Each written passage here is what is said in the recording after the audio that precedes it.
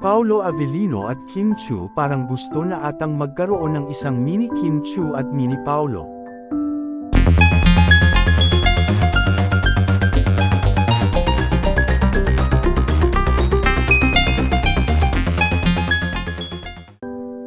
Gusto na ba ng baby? Isang mini Kim at isang mini Pao. Grabe, pareho silang mahilig sa mga bata. Halos parang anak na nila ang mga ito.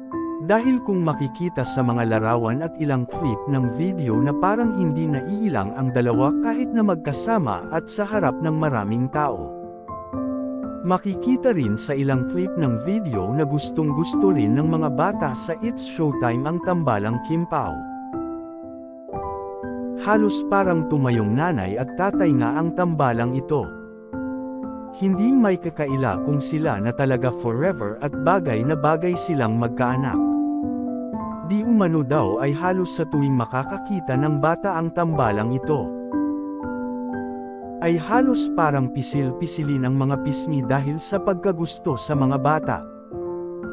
Pareho din kasi silang mahilig at hobby ang pangungulit ng bata.